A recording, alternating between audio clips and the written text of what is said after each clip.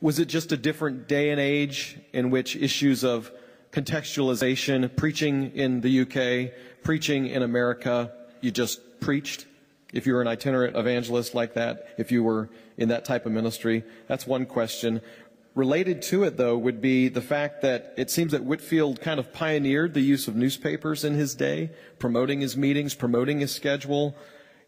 Can you comment on how churches or pastors should use advertising and means of technology to promote their ministries, promote their church? The question was, what does BBC do in that regard to reach the community?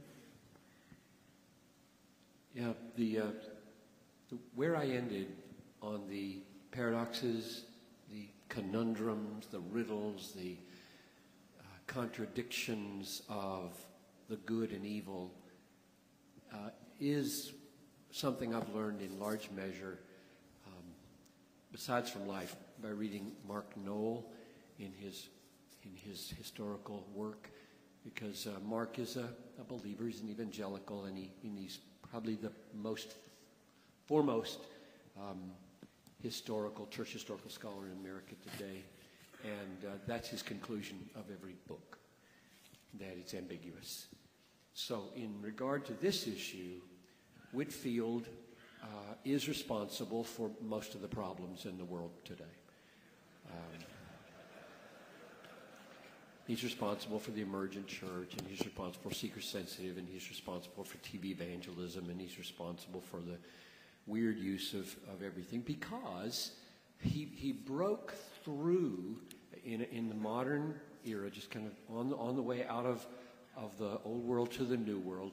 He broke through and became the first actor, preacher, entertainment preacher, media savvy preacher, because of newspapers and letters and publication of journal. And I mean, if you read Stout, Stout says all these things, only says them cynically. And I would rather read Noll writing that biography. He would say them and be sober about them. He wouldn't have a snide attitude about it. But if you can navigate your way through the cynicism and the snideness, there is truth there. And so yes to Whitefield's alertness to sending somebody ahead to make sure they know he's coming, and putting things in newspapers and publishing journals and using the latest transportation like horses and buggies and ships to get to where he needs to be, and forging an international coalition from Scotland to England to New England so that this thing has some staying power. And we usually think of Whitefield as the one who had all the organizational savvy, but Whitefield was operating, Wesley was operating, did I say Whitefield? We usually think of Wesley as having all the savvy because he organized all these small groups and became the head of a denomination. And Whitefield said, you're not going to put my name on anything, but he did the organizing as he moved around among pastors and leaders. And I think all of that was right for him to do. I mean, he broke out of the churches. It was inflammatory that he preached in public and not in churches. And it seemed to undermine. And it gave rise to modern parachurch evangelicalism, which is a problem and a gift. Everything is ambiguous. Everything. Everything you look at as good is also bad, except the Bible and Jesus. Everything. And so, everything should be corrected. Matt Chandler's way of doing it should be corrected. My way, your way, everybody needs correction. And we're constantly navigating our way through ambiguities in life. And so I want to say yes to what he did. As far as what worked, then you couldn't do what he did today. I don't think if you went downtown here and put up your little stage and started preaching, everybody'd call you wacko, and 20 people would gather around and make fun of you. And God was at work in the 18th century. God came down. He came down on Wesley. He came down on Whitefield, on Edwards, on the Tennants, on the Erskines. And these guys had a movement that God did. You can't make that happen.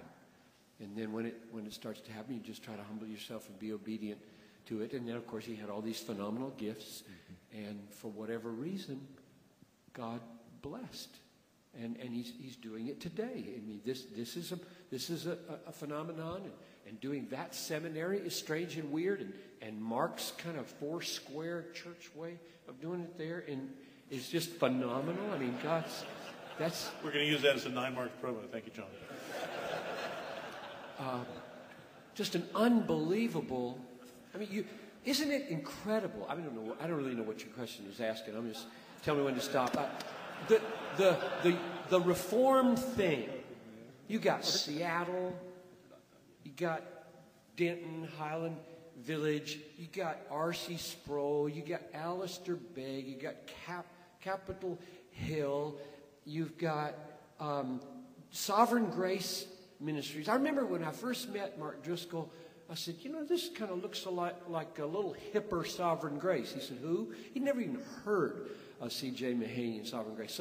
So these two interesting reformed, charismatic deal over here, and this kind of reformed, hip Seattle thing over here. And what is that? What in the world? So nobody's organizing this. Nobody's managing this. There's just a lot of unusual Whitfieldian release of energy and relevant ways of talking today that I just kind of stand back and say, I asked CJ one time, and then I'll stop, I promise. I asked CJ one time, CJ Mahaney, I said, so I described about 15 of these streams that I see. And I said, so do you think that anybody should try to make that into a river? And he said, oh, yeah. We should.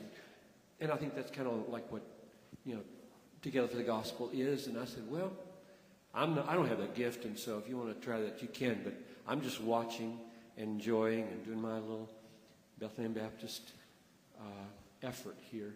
So I doubt that will ever happen or should happen, that you try to find out all the outcroppings of the movement of God's renewing spirit in our day and get them all together in a room and make it a thing.